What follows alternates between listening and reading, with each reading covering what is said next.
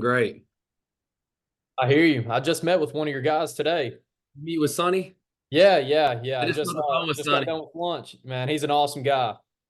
Dude, the best part about Sonny too is he's a go-getter. He's a hard worker. He'll make the phone calls. He'll and that's the thing I appreciate about guys our age is like Yeah. we're not set in our ways. It's like, hey, we'll bang down the phones. We'll go out there. We'll drive and look at something like it. You know what I mean? It's like we got to do Dude, it right now at this age. dude, that's exactly what he was telling me. And I was like, I'm glad you said that because after this live call this afternoon, I'm literally gonna go just drive around and probably blow up your phone sending you pictures of buildings that I might be interested in. And he was like, please do. And Bring so it just worked out good. So Bring it. I'll tell you one thing. I was up in Indianapolis this past weekend. My brother got married, and oh, congrats. there is some thanks. Yeah, there's some like a lot of real estate on 65. I mean, I'm talking about like between Birmingham and between Nashville, talking like a lot of like lay down yards. I mean, there's one I need to go Yeah. back and like relook at it. Like I just need to make that drive, but like I saw some spaces of just like outdoor for tractors. I mean, there was a spot that I mean, there was probably a 3,000 foot little building, little warehouse, and 500 big old storage containers, like just sitting on the land. And I'm like, damn, that look. I mean, talk about just like passive income. You know what I mean? Dude, Like, or I was thinking the same thing, dude. I went to Nashville last weekend and same drive, man. Went to Nashville and dude, I mean industrial all the way down the highway. I way, mean, all it's the way, and crazy, dude. all less than a mile off the highway. I mean, Yeah. just like get right on. And I'm like, man, because I've been looking at what's up, Greg? I've been looking Hey, a little bit of this industrial outdoor storage as well, that iOS that we talked about a couple weeks ago. And man, I'm just like, I mean, the only kicker with that is there's just not a ton of depreciation on that because of the land aspect. But Right, right. I'm telling you, I think there's just a huge opportunity to maybe there's a lot of owner users on those sites like that are going down. I mean, who's to say that they won't do some, some sale leasebacks or, you know, Dude, who knows? sell them on some terms or something. You know what I mean? So who knows? I don't know, but it makes me feel really bullish about like what we're up to, you know? Yeah, for sure. And you know how that Huntsville market is right now, dude. It's booming. So Yeah, I got a couple of buds up there. My old leasing agent, Greg Wallace, he moved up to Huntsville and I mean, I'm bummed because he was such a great teammate, but I'm happy for him because he's, crushing it and doing his thing up there. yeah. Um, he's just another set of eyes whenever we're ever looking for something outside of like, the Birmingham market or whatever. Right. And Sonny said the same thing, dude. He said last year he was probably making that drive to Huntsville like twice a week. Man, screw that. That ain't me. Good for him. No, dude, that's a lot of That driving. ain't me. He's like, I'm there now. Yeah. Yeah.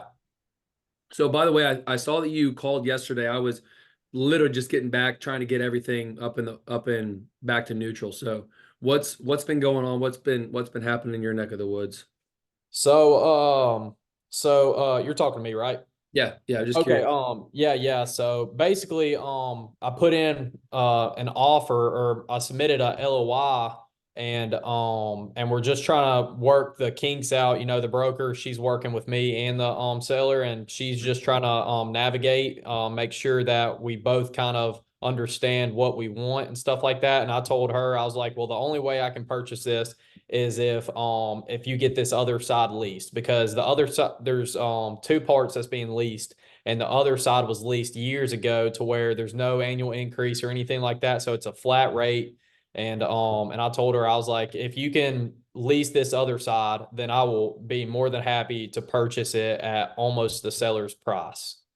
And so that's what they're trying to work out right now. Well, let's run some numbers. I mean, did you I think I was curious, did you run it through the 70% calculator and just figure out I like did. It's a value? little hard because, like I said, you know, half of it's being leased, half of it's not being leased. So Yeah, that's a good point.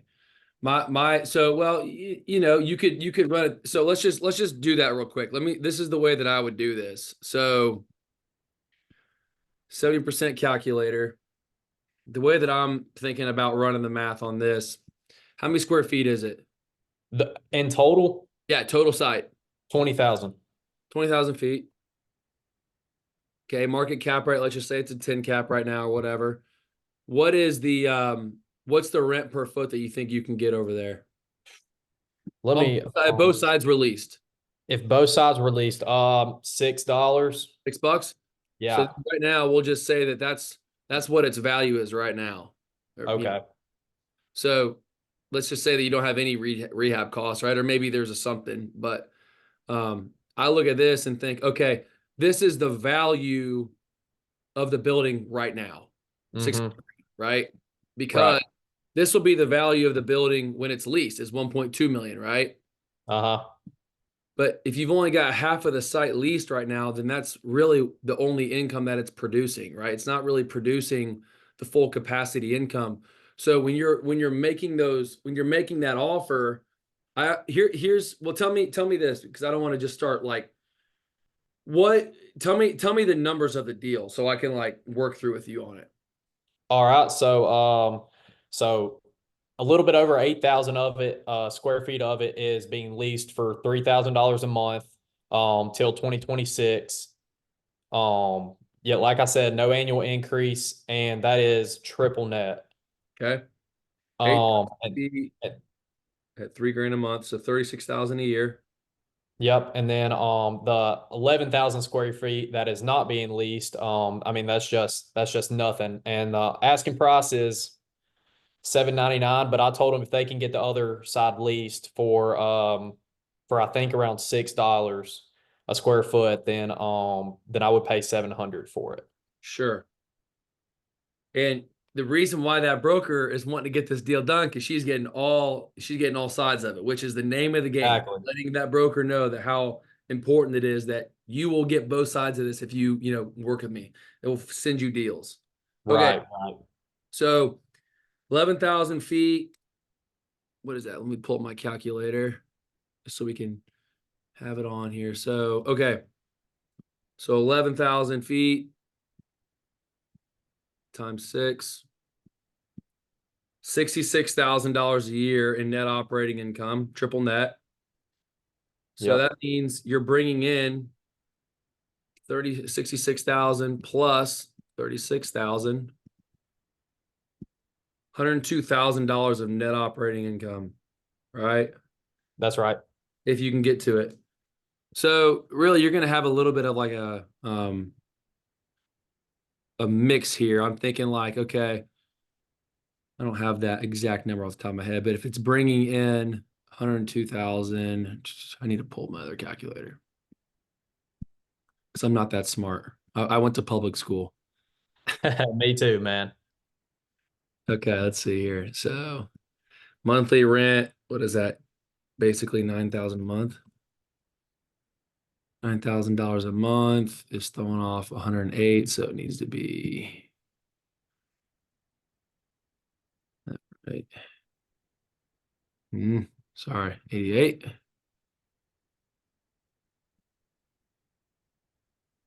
105. So what's that number? All right, let's just leave it at that. Yeah, Because that's that's basically. 80. Yeah, it needs to be 80, 8,500 bucks. Sorry. There we go. Okay. 8,500 bucks gets us to $102,000 a year of net operating income. Okay. Buy it for $700,000. We don't know really the value of the land. Square footage is 20,000 feet. Okay. I mean, dude, this is a strong ass deal, like just off the surface. Um, because I'm looking at it too. I mean, you're just going back to the 70% calculator. I mean, you're talking about like, your leasing commissions being like pretty cheap. I mean, depending upon the lease, you're probably looking at like 15 grand of leasing. Yeah, 13,000 of leasing commissions, maybe a little bit more. But I mean, She'll also, I mean, she'll be getting that 6% too for representing the seller and the buyer. yeah, So, that's right. You might even be able to negotiate, cutting that leasing commission in half, or whatever. That's not right. that won't be coming out of or you don't negotiate it and you have the seller pay for it at closing. Like that's the seller pays all leasing commissions. That's one thing that Jared did. That's in our group too. He he put a letter of intent out with an option to buy, but the seller had to go and lease the space up, and then he'll buy it at the price that they're asking, which is exactly what you're doing. We've got that. We've got that. I was about to say, I think I represent or I tried basically almost Yeah, uh copying that same yeah, LOI. yeah. Anytime you need something in this Google Drive, just like make a copy of it, and I can, like, Zane and I can like walk you through, okay, how to word this, Right. but as long as the landlord is, or the owner is the one paying all those commissions, then it's no fault to you. You know what I mean? Right, right, And then, I mean, this is a strong deal, dude. I mean, we don't know what the value of the land is. Call it even 100 grand. I mean, your depreciation on this is going to be really strong, probably around $100,000. Yeah, right at 100 grand of depreciation. So you won't pay taxes on any of this income. You'll have a loss. Um, right. okay. So what questions are you needing answered about this? I don't at this point, it's kind of just a waiting game. I mean, it's in the seller's hands right now to see if, he accepts this to where we can get it under contract and we can start trying to pursue getting this property leased before I can actually purchase it. Yeah, dude. I mean, I would do something on the lines of like, okay, again, like pay for, like, buy an option basically. And what we did for Jared is we said, I think Jared put down like 8 grand or something. And basically what that did is it ties up the property for like the next 12 months. And then to you, that money gets reimbursed. It gets reimbursed at closing. And it just gives massive incentive to the agent, because she's going to get both sides of that, and she'll earn a leasing commission, Right, right. the price that you're asking. I So think that's kind of how we played it. what's that? I think that's how we kind of played it in the email. So, Yeah. No, I mean, I don't know much about this building or anything like that. I mean, there's a couple assumptions regarding, $6 a foot. What I would do, here's what I would do too. I'd make it, I'd even have you got your eyes on the other lease? yeah, Um, how long is it? till 2026. 26? Do they have any options? I believe they got two. Damn. All right. Yeah, They're not yeah. going to go anywhere then, because they know they're getting a good. Probably not. Probably not because they're getting a sweet deal. Yeah, they are getting a good deal. Trying to think whatever that rent is a foot, $3 a foot basically. Well, the good news is, I mean, you can lease the other side out and you can still buy it at a good discount, Yeah, or you can do something like this. You could say, just to really put some pressure on them, be something along the lines of, hey, we'll give you another, you know, I'm trying to think off the top of my head how you could like extend the lease but increase the rents. But when they got a sweet deal, it's hard to get out of that. yeah, yeah. I totally agree. Well, that's how it goes, I guess. Well, if you can focus on the other side, which is a lot larger, has the tenant wanted to that's existing wanted to go to the other side? No, I asked the broker that. I said, would they be willing to negotiate the lease if they were to also lease the other side of it? Yeah. And because at one point this was just one big, huge warehouse to where there was no wall separating it. And obviously, I guess the owner of the building came in and separated it, or maybe even the tenant came and put a wall in. Yeah. So now they just kind of sectioned off to where they are. Well, it sounds like you're on to something right now, which is great news. That's awesome. Yeah, I'm hoping so. Yeah. Well, keep me updated on that. I mean, this looks great. I mean, the numbers, they look pretty strong. I mean, $8,500 a month in net operating, or at least in net operating income.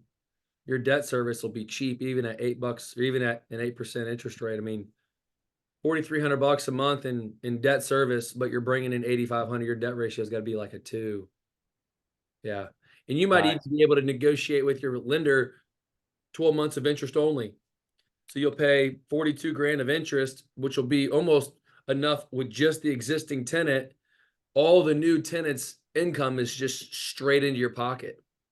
Well, he was talking about he would be open to leaving some money in the deal as well. So, but Slam dunk. Slam dunk. I mean, I'm so just thinking in my head, what you do then is you can say, okay, 700 grand. That means we need to, inject basically $175,000, or, so you can say, okay, second mortgage, 175,000, give them 6% or whatever. I mean, dude, this is really strong. I mean, you're looking at bringing in, I mean, dude, you're looking at bringing in like 38 grand a year in net income. And that's after paying your first and second mortgage. right. So with no money in the deal. So that's strong, man. Well, I hope Yeah, that works out. hopefully we can get that other side leased up and then he'll leave some money in the deal and hopefully we can get it closed. So, Well, with those numbers and the deal sitting like this, especially if you've got somebody that's motivated, it can end up being a no-brainer. Did you show him or have you share with him uh, the seller financing calculator as well?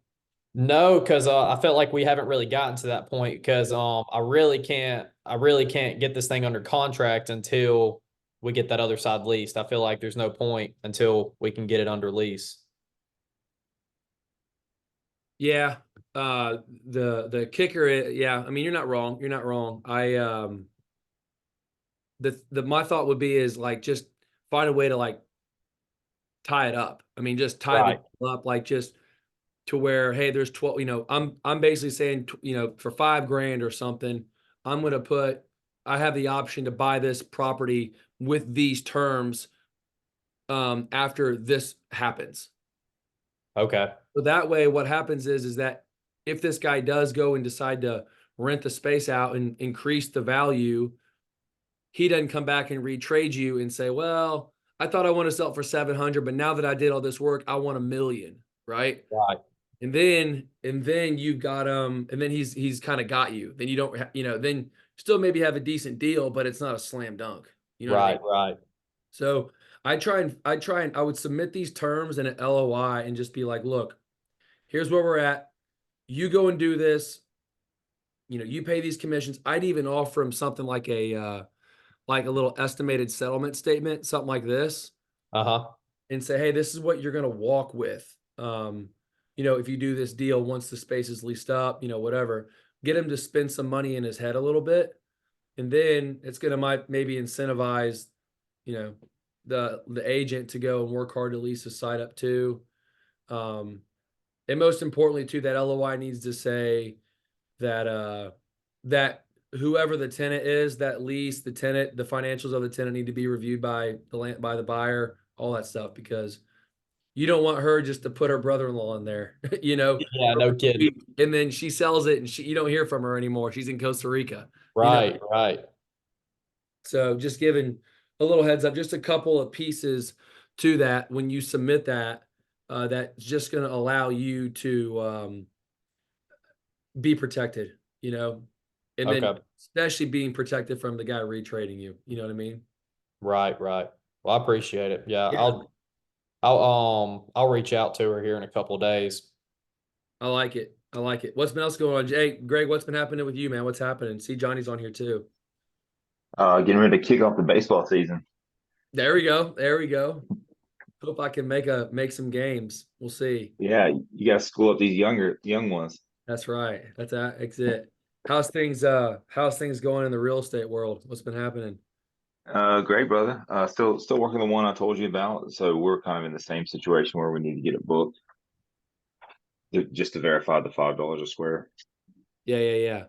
What's your agent been saying? I was dealing with Champ, and it's kind of touch and go right now. Somebody offered half. He's what? It's kind of touch and go with Champ, just with the feedback he's getting. Well, sometimes that's not a bad thing. It's like I feel like I've discovered too. you feel like you got a decent piece of property, and for whatever reason that the demand isn't what you think or what you thought. I mean, it's just um sometimes that's kind of a blessing in disguise. You might be able to say, hey, whatever, we'll just move on, we'll find something else. Yeah. So just giving it some time. Yeah, nothing wrong with that. Johnny, how you doing, man? What's been happening with you? Hey, how's it going? Good to see you. How's things down in South Florida? Florida. It's good, man. It's good. Still kind of on that phase one track, trying to assemble my team. I had a quick question for you. I'm reaching out to different real estate or different commercial brokers. I'm more so positioning it with like because some of these brokers, even if I do find the deal criteria that you had suggested to us, Mhm. some people have said, "Oh, that's a unicorn down here in Florida." Um, but we're gonna try looking in northern Florida, a little bit more like closer to Jacksonville, Tallahassee area, where it might be a little bit better to find, deals.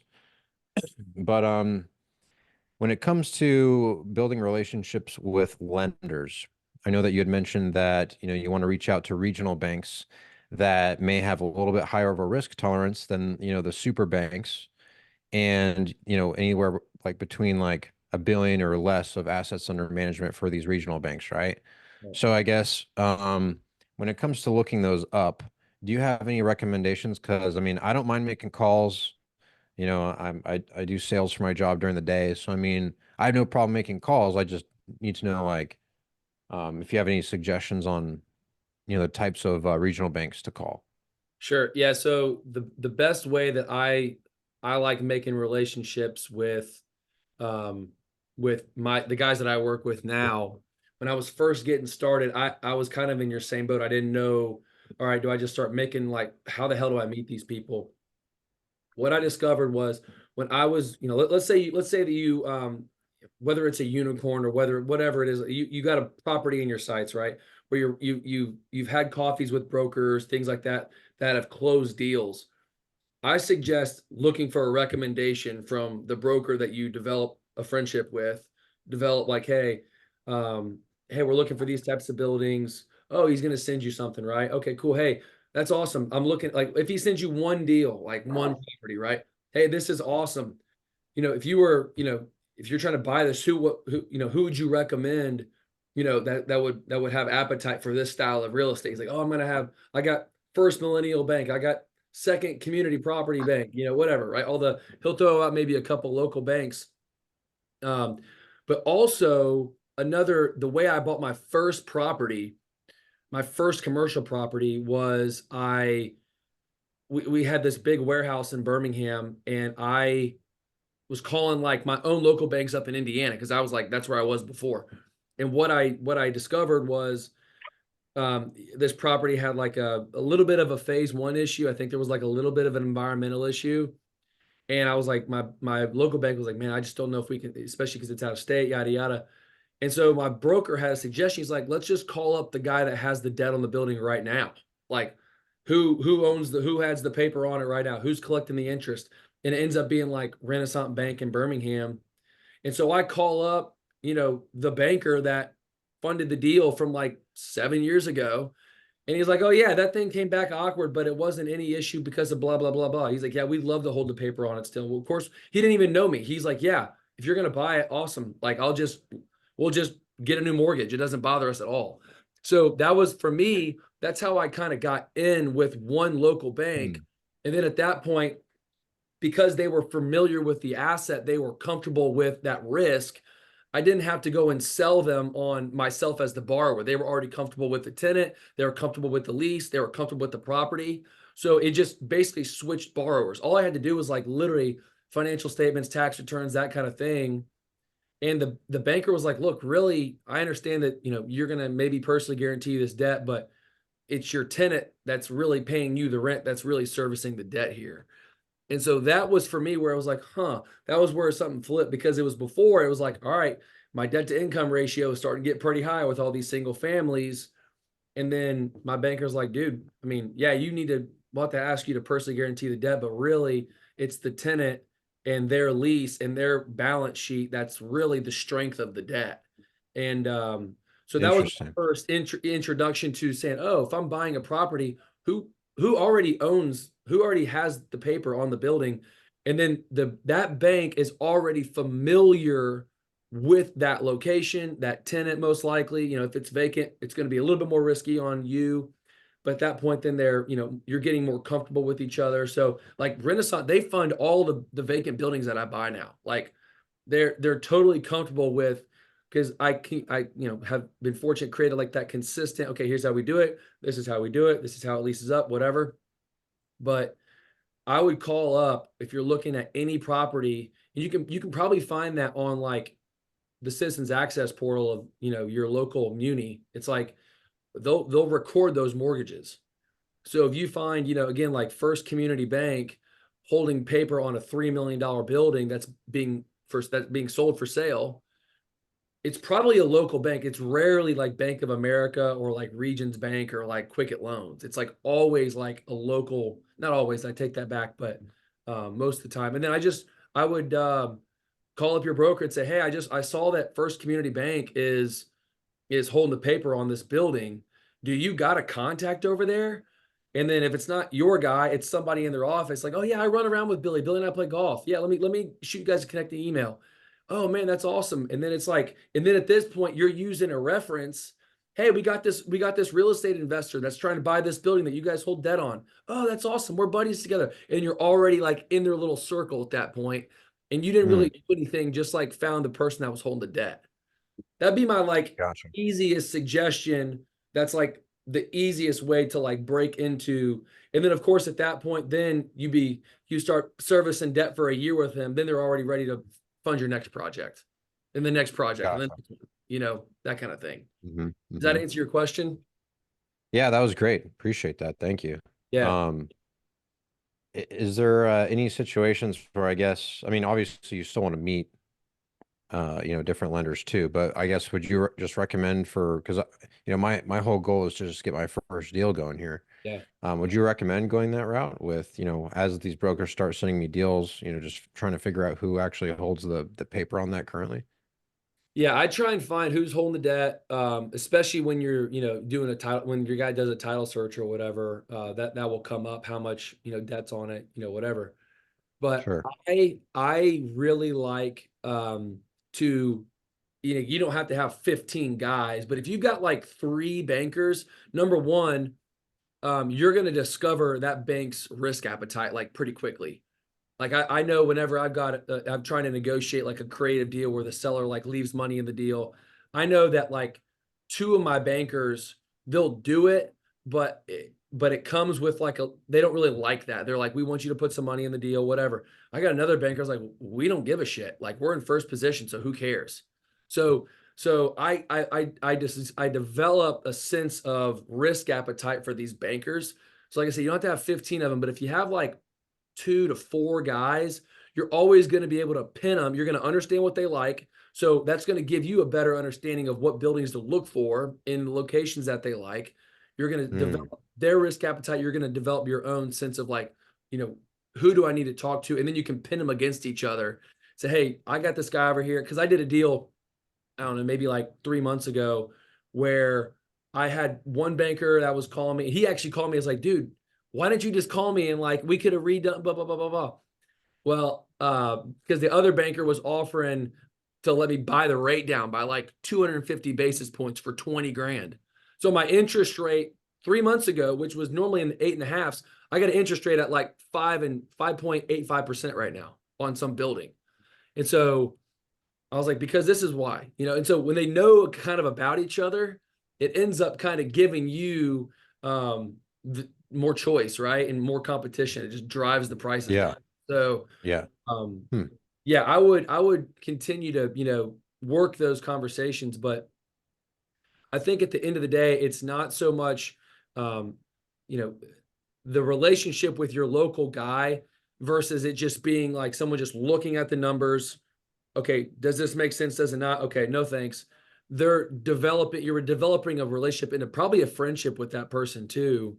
Where like believe this, and I was texting, like I texted 3 of my bankers last night because I'm looking at a deal right now. And I was like, hey, when you're looking at, the tenant's, balance sheet, their profit and loss, what do you, how do you look at how much rent, is, the rent to gross income, ratio or something? I came up with something where it's like, what's a fair number to where if the rent is like 50% of their entire income, where does that seem too risky? And I just texted three at like 8:30 last night and they all responded. So it's kind of cool when you can start to like become on the same team and you become partners to succeed together. You know what I mean? And that's where you'll get to like quickly. Yeah. When you have that kind of dialogue, because they like to do the same thing too. They're just not risky guys like what you and I are. Gosh. Okay. No, that's great. Thank you. Yeah. I also did I was trying to post it in school because you asked a great question the other day and I made a video about it, but I made one specifically for the collective and I included you in it. I need to post it up. But you were talking about people, and this is for everybody that's on right now. Johnny texted me and said, "Hey, it's kind of funny, but I showed him the must-have matrix or metrics, and they all kind of like laughed at me or whatever. And maybe they were laughing, maybe they weren't. But my opinion was, number one, anybody that is trading real estate where they say, "Oh yeah, everything's a 4 cap around here," like in my opinion, that's most likely some type of like large tenancy with a long lease. And it has, if you were to borrow money, it's going to be a non-recourse loan. So you're not personally on the hook for it. But also the buyers of those real estate deals at that rate, especially when you can get 5% in a money market, why would somebody go take on risk in real estate other than for the tax benefits? You can get a better rate of return in the money market. But those buyers are going to be most likely 1031 guys where they either use it or they lose it, right? It's going to go to Uncle Sam. So it's like, I got to park it somewhere, or it's going to be some type of REIT or a fund that has to use it or lose it. So they're pinned up against a wall and they have to do, they have to do a deal. That's number one. The second piece is I don't, everybody never thinks about the human nature of real estate as well.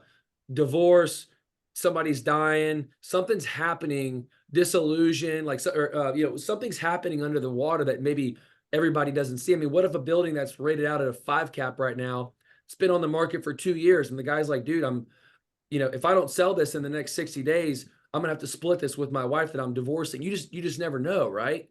And the agent probably doesn't know that either. And so you hit him at the right time with the right offer.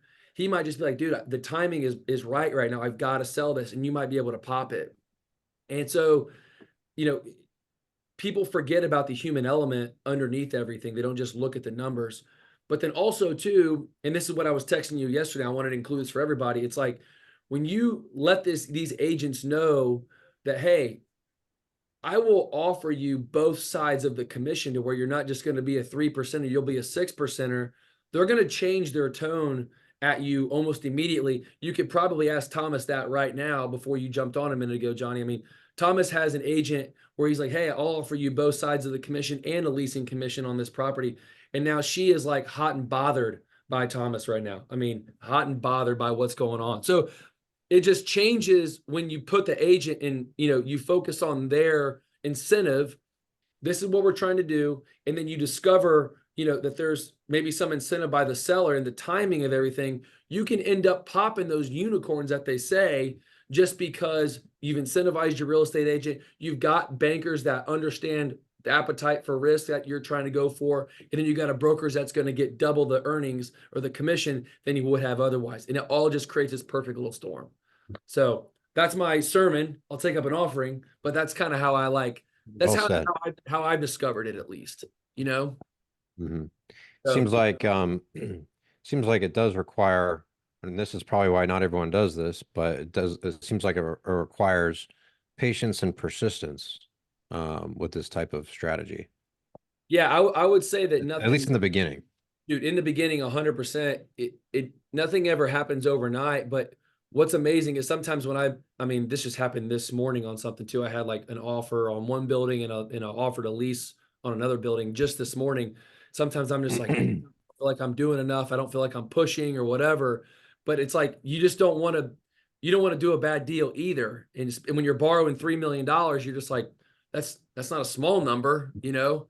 And so you just, you know, it's kind of that working that back and forth and not doing too much, but still, like you said, being persistent and staying in it every day and just working the blueprint. Like if there's any other way to describe, like just working the blueprint, because over time you're getting the repetition, you're looking at buildings, you're becoming better at underwriting the real estate, you're understanding the value and the intrinsic behind it. And then what do you know? Eventually there's going to be a spot where something pops up, you understand the value versus somebody else, and you can take a deal down. That's the way that I've discovered it, at least. Gotcha. Okay. Yeah, and then the 70% offer calculator, I mean, that's really like the first step when like if one of my brokers were to send me a deal, that'd be the first thing to go to, right? So the 70% offer calculator is going to be more directed at vacant property. Yeah. So if your boys were saying, you know, hope I wasn't misleading you. This is more directed at like, if you've got a vacant space and, you know, just showing here's a property that we're working on right now that we have that we're, you know, projected rehab was like 220. Zane and I were just going over this morning. We got it probably at an 8 cap. So this is a building I have in Birmingham, 13,000 feet. Market's probably around 8%. That's where it would trade. The rent is $650 a foot.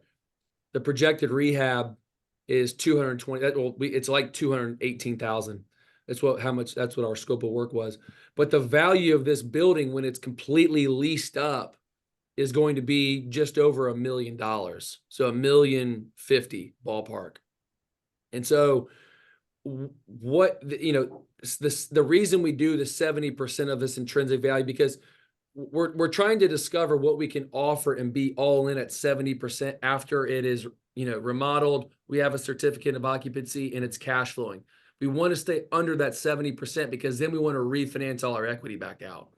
That's difficult. This is difficult to do if the space is already, you know, it's impossible to do it if it's leased, right? Like buying something because this is really like it's really like it's like a 20 cap, right? Where you're immediately able to refinance your equity back out. But Gotcha. Okay. yeah, this is directed at like vacant warehouses. So when you have these 4 variables, you know what it's worth when it's completely rehabbed and leased. And again, the reason why we want to stay at 70% minus the rehab, minus the leasing commissions, and believe it or not, we bought this building for $430, which is wild. And so we'll be able to be all in this building for probably $650 of just our own cash. We borrowed some money, but some equity too. But yeah, we'll be able to like refinance, get a 70% mortgage, maybe even higher, maybe an 80% mortgage. But knowing that we can borrow back out 730 grand and then we'll own the building still with no money. So if you can look at this calculator as just going at vacant warehouses, that's where I would, I land. Gotcha. And if you're over, and then the pro forma. Yes, the pro forma. Then you punch in the blue variables, and then your overview is going to hit all your main metrics here. And then of course that's where you shift over to our request for financing template, and then you just match up, make sure that all these are checking all the boxes. And if they all, if you've got 6 of the 8 or whatever, that's still a freaking really good deal. You know what I mean? Like I think it's almost impossible to get all of these. It really is. But if you've got 6 of them, I mean, dude, people, that's strong. It's really strong. So And I don't know about it. When you find that property, I punch appreciate it it. here, go for, it's going to help you become more aware of what you're doing. Then even when you just fill this out, I think it's going to help you be more like in tune with, okay, what all metrics really are important? Like what information do I need to request request from my leasing agent. I need to see the lease. I need to make sure I've got photos of the property, you know, understanding the seller's motivation, like all the things that go into a deal that on the surface, the pay, you know, just running the numbers won't tell you. You know what I mean? So I just think this will help give you a much better global picture of the deal, and you'll just make you a better investor. I just think you'll be so much more in tune with you know what the true intrinsic value of the real estate is, in my opinion at least. And so Gotcha. can you clear this I up for me? appreciate that. So Yeah. I do have to go, guys, but I appreciate it. Thank you. Okay, Johnny, call me or text me if you need anything, bro. Okay. All right. Thanks, All right. Owen. Yeah, Good to man. see you Have a again. good afternoon. See you, dude. Thomas, later. see you, John. So yeah. All right, So yeah. yeah, so with the 70% offer calculator, that's kind of like if you want to go about buying the building vacant and take the risk in order to get the disproportionate returns of having very high equity appreciation. Yes. But like on the flip side of things, if you want to go and acquire a building that's vacant or half vacant, for example, you could go and offer that tiered list that we've been talking about, and you can do that and then not take the risk of acquiring the building for while it's vacant. You see what I'm saying? So that tiered offer where you can say I'll buy the building at X amount if you get it leased up, Yeah. and then like if you lease it up at that price, then that will lock in the sale, and that will basically make the sale go through if you can lease it up at that price. Yeah, that's what Thomas and I were talking about a minute ago. Is Oh, okay, sorry. tying it up. No, you're good. Tying it up with that option where it says, hey, if you go and lease this space at this price and it provides this amount of income and you pay all the commissions and everything, I will buy it for this price. But the most important piece is you want to tie it up because you just don't want to retrade you don't want him to come back and be like, oh, I've done all this work, I want another 500 grand, you know? So it's like dial the option in now and say, once it happens, then we can close. All the while you're under the background working with the bankers and getting ready for, to set up the financing. Yeah, that's good. That's what, at that point, then you're on the acquisition blueprint and you're working phase 2. Yeah. And then that way you're not taking the risk of like acquiring it at a lower price, but like with no tenant in it. But you also don't get the reward of like the equity appreciation that you would get by tenanting it up. Yeah, I mean, we could really get into the weeds, but I think even on like a vacant piece of real estate too, sometimes if you have a really motivated seller, you can do a land contract as well, and that's kind of where you buy the building off an option that you have the right to go in and do what you want to the space while basically under contract. You can do all this work and lease up the site, but you're already under contract at a certain price. So you don't have to go and borrow all the money out of the gate. You can basically tie up a $500,000 building with like $5,000 and do all the work. So that's a whole other thing. That's not important now, but it's just a whole other move. So no, that's good. That's good. So, well, thoughts, questions, issues, anything like that, or we got another 10 minutes or so on here, but I wanted to just make sure I've answered all the questions and everything. Yeah, so this is a little off topic, but this kind of goes into what me and Sonny were talking about today. He said, I think he met you through like a real estate event or something like that. How do you get a hold of those like events and stuff like that? Because I'd love to go out and meet more brokers and stuff like that.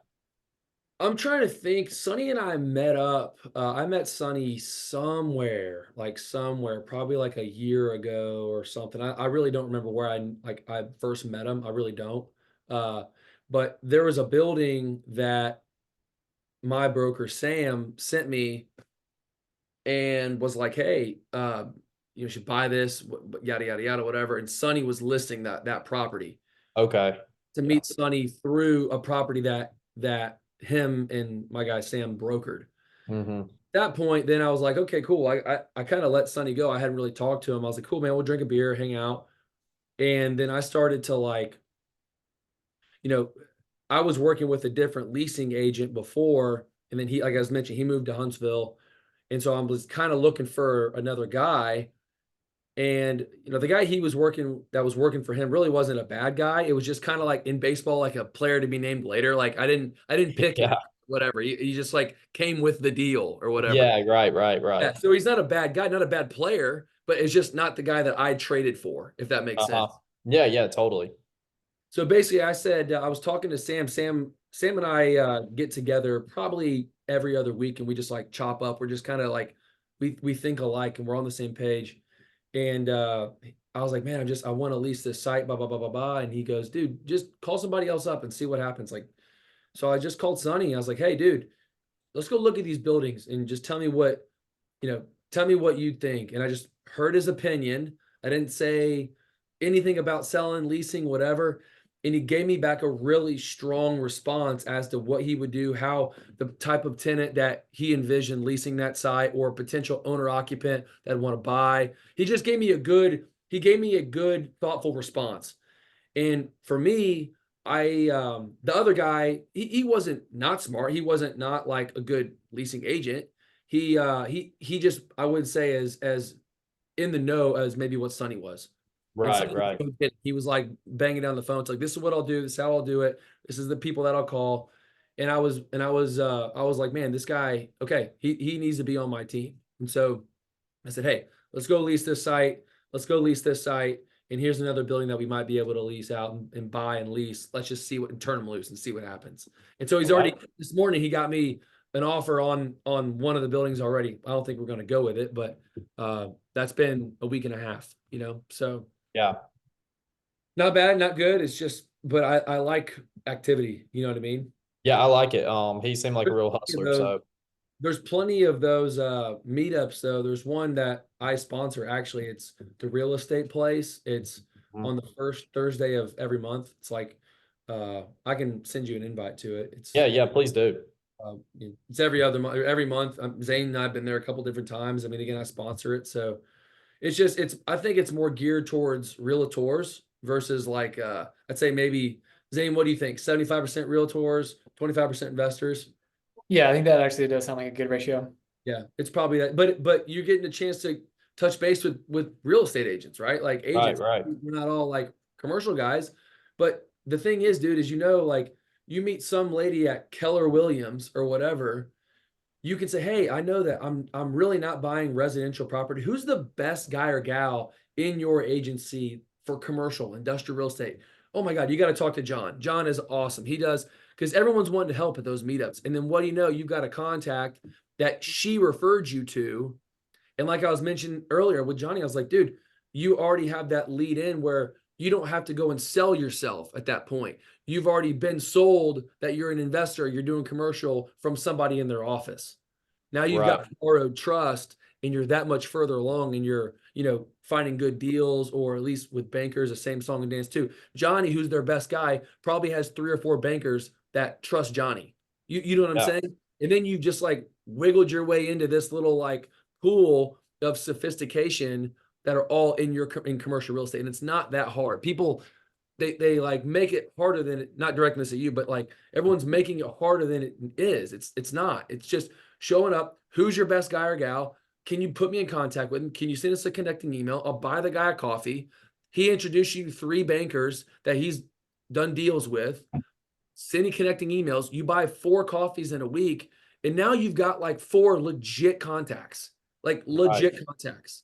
And everyone else is looking up and say, "Oh, I haven't even got a coffee yet." It's like that was, but you look at it like, how easy was that? You know what I mean? Yeah. It's not hard.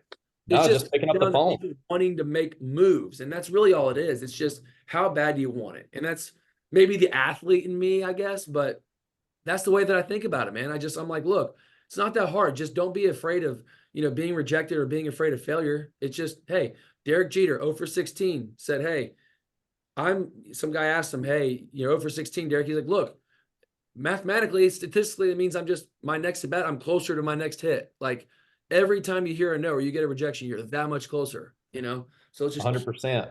So that's my motivation for the afternoon, I guess. I don't know. Yeah, no. Yeah. So before I went and met Sonny this morning, actually on the way there, I called this other guy because I was a little interested in this property, not really, but I just wanted some more contacts and stuff like that. So I shot this guy an email asking him some stuff about the property, and so he just immediately gave me a phone call.